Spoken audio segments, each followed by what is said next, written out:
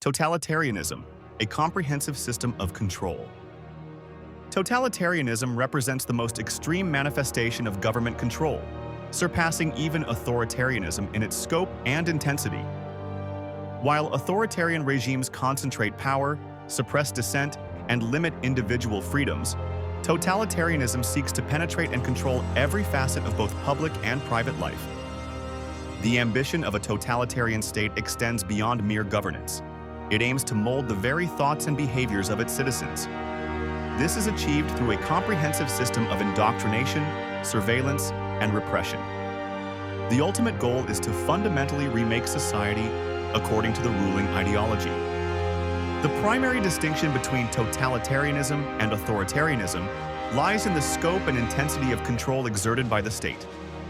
Authoritarian regimes typically employ tactics such as secret police forces, censorship, and the suppression of political opposition to maintain their grip on power. Totalitarian regimes utilize these tactics as well, but they go significantly further. They employ pervasive propaganda, systematic indoctrination, and constant surveillance to ensure absolute conformity. Independent thought is not merely discouraged, it is actively suppressed and punished. Conformity is enforced through a variety of means, ranging from subtle social pressure to outright violence. The state becomes the ultimate arbiter of truth and morality, dictating not only what citizens can do, but also what they can think and believe. In the most extreme cases, the state even attempts to dictate personal identity, subsuming the individual entirely within the collective. Stalin's regime in the Soviet Union serves as a quintessential example of totalitarianism in practice. Built upon the foundation of Marxist-Leninist ideology, the regime's stated goal was the creation of a communist utopia, a classless society free from exploitation. However, achieving this utopian vision, as defined by Stalin and the Communist Party, required the complete subjugation of the individual to the state. The NKVD, the Soviet secret police, instilled fear through widespread purges, show trials, and mass executions. Propaganda was ubiquitous, glorifying Stalin as the infallible leader and the Communist Party as the vanguard of the revolution. History was systematically rewritten to fit the prevailing narrative, erasing inconvenient truths and fabricating heroic tales of the revolution. The collectivization of agriculture, a cornerstone of Stalin's economic policy, led to widespread famine and the deaths of millions of peasants.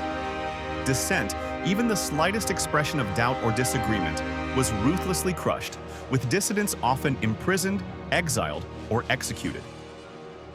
The state controlled all aspects of the economy, education, and culture, leaving no room for independent thought or action.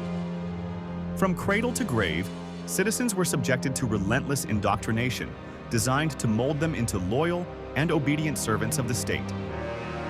Mussolini's fascist regime in Italy, while sharing some characteristics with Stalin's Soviet Union, differed in its ideological underpinnings and methods of control. Fascism, unlike communism, emphasized nationalism, militarism, and the cult of the leader. Mussolini, known as Il Duce, sought to restore Italy to its former glory, evoking the grandeur of the Roman Empire. The regime aimed to control all aspects of Italian life, from the economy and the media to education and leisure activities. Propaganda and mass rallies were used to cultivate national unity and loyalty to Mussolini. The state controlled the economy through corporatism, a system in which labor and management were organized into state-controlled syndicates. Political opposition was suppressed, and individual liberties were curtailed in the name of the state. However, Mussolini's regime was generally less brutal and less pervasive than Stalin's. While dissent was not tolerated, the level of violence and repression was not as extreme as in the Soviet Union. The fascist regime also allowed for a degree of private enterprise, albeit under strict state supervision. While the state played a significant role in shaping Italian society, it did not seek to completely obliterate the private sphere in the same way as the Soviet Union. George Orwell's dystopian novel, 1984, offers a chilling fictional depiction of a totalitarian state taken to its logical extreme. In Oceania, the superstate ruled by the party and its enigmatic leader, Big Brother, surveillance is omnipresent. Telescreens monitor citizens' every move, and the thought police stand ready to punish even the slightest deviation from party orthodoxy. Thought itself is controlled through newspeak, a deliberately impoverished language designed to limit the range of human thought.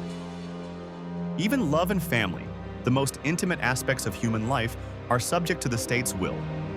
Children are encouraged to spy on their parents, and any expression of affection or loyalty outside of the party is viewed with suspicion. The party's ultimate goal is not merely to control the present, but to rewrite the past and control the future. As the party's slogan proclaims, "Who controls the past controls the future. Who controls the present controls the past." This demonstrates the ultimate ambition of totalitarian regimes, to control not just the actions of citizens, but also their very minds. 1984 serves as a stark warning about the dangers of unchecked power and the importance of safeguarding individual freedoms. The novel highlights the importance of critical thinking, independent thought, and the preservation of historical truth. These are essential defenses against the encroachment of the state and the manipulation of reality.